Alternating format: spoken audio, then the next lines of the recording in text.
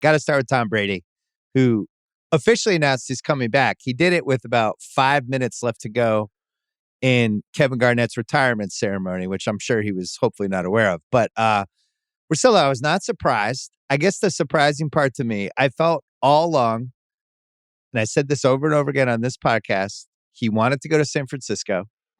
That's where he wanted to end up. I never felt like he was done. I felt like he was done with Tampa. And it seems like Tampa outwitted him. He did not want to leave. He did not want to stop playing football. And they made it clear over and over again, well, if he's going to play football, he's under contract. He's going to play here. And now he's going to play football in Tampa Bay. Were you surprised when you heard the news?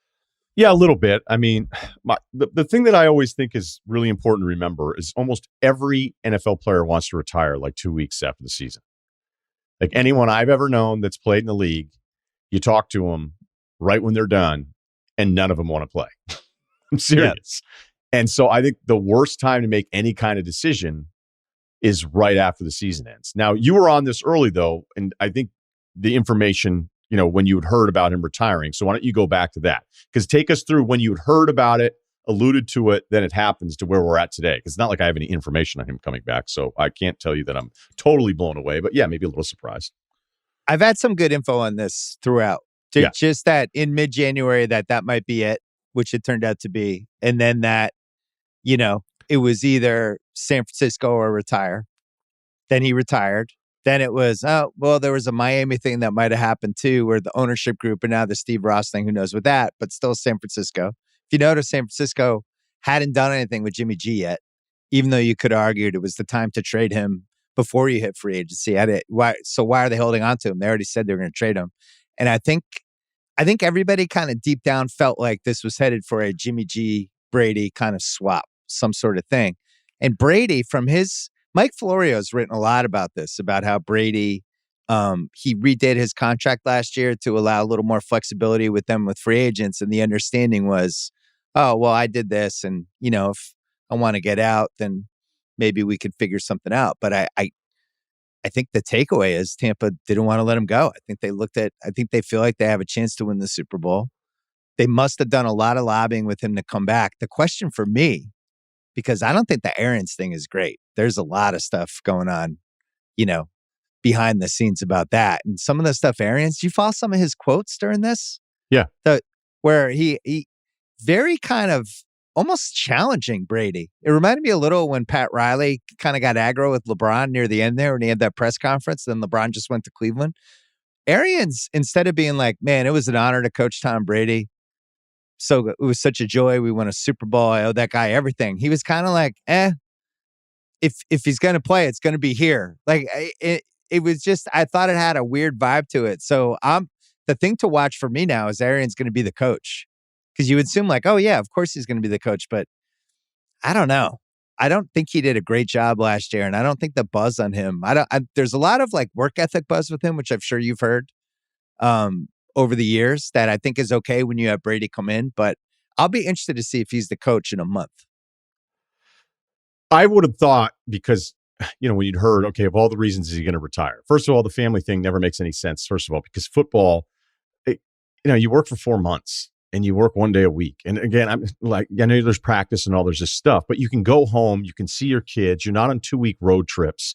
So the element of like having a family and then being like, okay, now I can focus more on them. It's like, as a professional football player, you're actually going to have way more family time than the other guys in the other sports have. So it's never really a great excuse. And even though no one ever wants to be like, oh, really? Let's talk about how much time you spend with your family because it's just a dumb topic and you want to get into it. I have more thoughts on that after you're done. Keep going. Okay.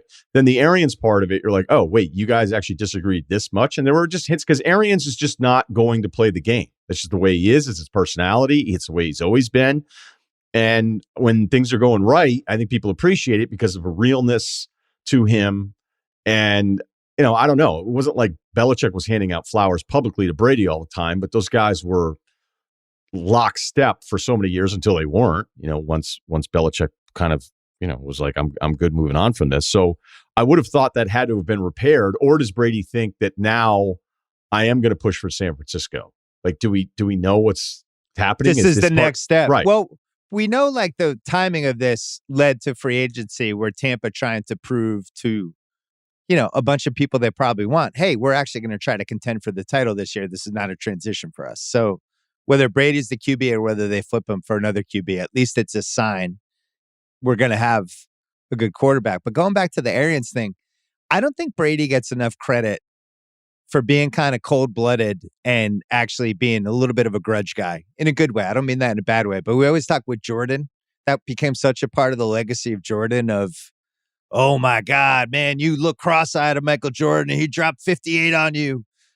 Brady's a little like that too. My dad, who granted is not, the number one authority on sports, but my dad always felt like with the Deflategate thing, when they didn't stick up for him, especially Belichick, that was kind of the beginning of the end at some point. That Brady just filed that one away. It's like, all right. And then you had the Garoppolo thing and all that stuff. And it was a little like the Aaron Rodgers, Jordan Love thing, except Brady wasn't open about it. He wasn't overt about it. Didn't turn it into a soap opera. But he's like a file it away guy. And he's like that with everything. I watched all 9 episodes of Man in the Arena. Like, he still remembers all the dudes that got picked ahead of him in 2000, and the Drew Henson thing, and like everybody who didn't believe in him in every step, and every sort of this person's your rival, and then he would beat them. So the Arians thing, I think he files that shit away. So you asked me to bet, is Arians the coach this season? I would say it's like 55-45, yes, no. But I'd be not surprised at all if he wasn't the coach. I just don't know who the coach would be because everybody got taken. First of all, your grudge point, the maniacal thing with him, it's completely overlooked because he doesn't share any of it. Right. He doesn't tell us about the work as much as some of the other athletes in other sports have told us, where it becomes part. Like, look, I understand the TB12 and all that kind of stuff. Like, he certainly marketed that part of the whole thing. But I don't think people truly understand that his level is in a level 11 psychotic competitive nature. Like, I think because he doesn't do the LeBron stuff. He doesn't do the Instagram posts and like, oh, I heard something on First Take today that I'm not good anymore? Question mark. He's never done that for 20 plus years. And because he retired, I know that I've heard more stories from people that were a little bit more willing to share that were just afraid to even share, because there was also that part of Brady too. This goes back, I think, to some of his college guys. Like, there was some dumb article about like what he was like. And it was somebody that wasn't part of the core inner circle, but he was like a periphery dude. And Brady was like flipped out about it. Yeah. And none of us hear about any of this stuff unless you have some connection. So I would start to hear more of these stories about like the way he approaches things. And it's all impressive, by the way. None of this is really a criticism at all. But he does a very kind of aw shucks public thing with certain things where you can really underestimate that. I think this all bakes into it. I think it's part of the competitiveness. I think it's part of the grudge thing.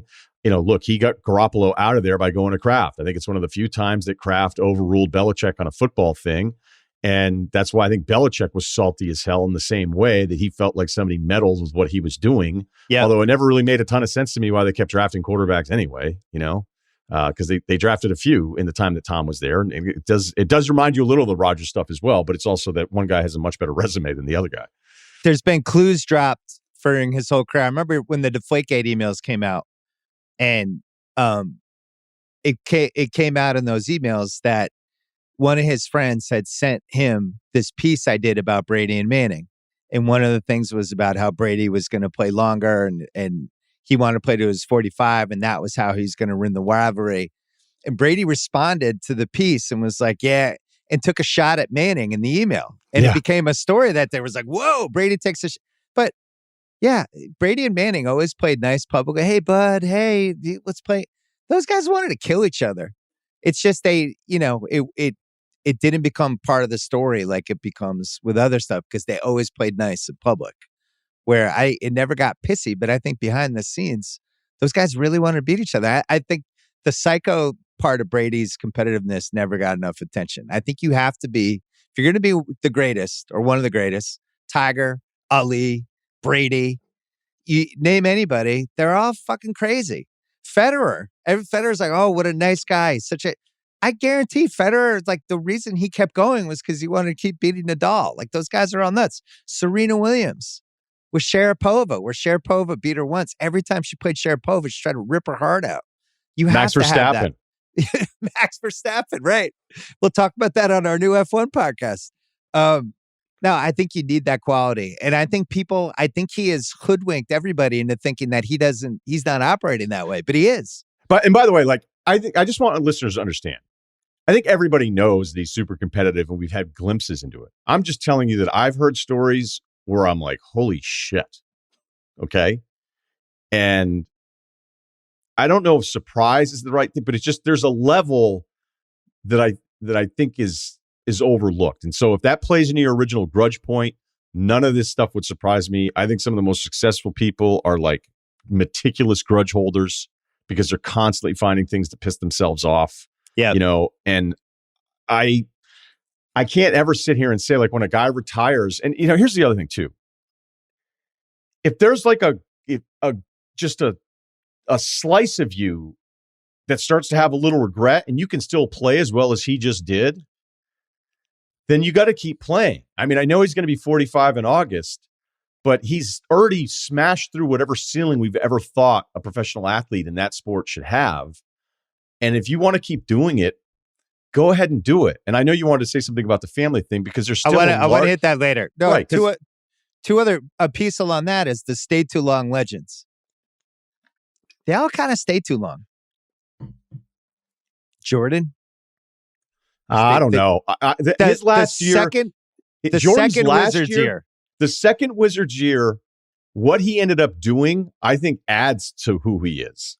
But his knees were so shot at that point, and he's like, fine. I'm one more. I got to make sure. And then it was like, oh, I have to wear 58-pound ice bags on my knee after, and that was why he left. His knees just couldn't hold up. Peyton Manning had that last year when they actually won the Super Bowl. He literally had no way to throw. Serena is still hanging on. Like, Serena is the greatest female athlete we've ever had. There's no signs of her retiring yet. Sugar Ray Leonard, my favorite boxer, kept coming back. There was a third Hearns fight. Ali is the worst example of this, where it's like, please, Ali, no more. And then he kept coming. Well, everyone around Ali was just absolutely. Yeah, well, it's a money grab too. Rolling him out there. He could have said no, but he couldn't say no to people. And reading about any of this stuff at Ali's career at the end, it's so sad. The Holmes fight is just grim. Gretzky was another one. Hulk Hogan keeps coming back. Stone Cold Steve Austin's going to be at WrestleMania this year. I think it's hard. I don't put those in the same category, but they're not bad points. When you've flown close to the sun and you're out and the sun is no longer on you and you start looking around and then you start talking yourself into it. You know what? I could still do this. Now, you know what? I could still be one of the best. And the other piece with Brady, the NFC's bad. One of the other things that never gets talked enough about him is he's fucking smart. Like, he plays the odds. He looks at the big picture. Like, why did he end up in Tampa originally? Because that was the best place for him to win the Super Bowl. Same thing like LeBron in 2014. Why did he go to Cleveland? Oh, he's going home. That's not why he went. It was because that was the best place for him to try to win a title for the next 4 years. And I think Brady looked at what happened in the NFC. Wilson gets traded out of there, right? You look at the odds, like on FanDuel right now, Tampa's second to win the NFC right now. It's Green Bay plus 350, Tampa plus 350, Rams plus 450, Niners 6-1, and the Niners looks like they're going to have Trey Lance. And then Dallas, like, he could easily get another Super Bowl. So to me, it's like we could talk about the family stuff in a second, but he knew he could still do it, and the roadmap to the Super Bowl is easier in the NFC. So regardless of which team, if he's on Tampa or San Francisco, easier path.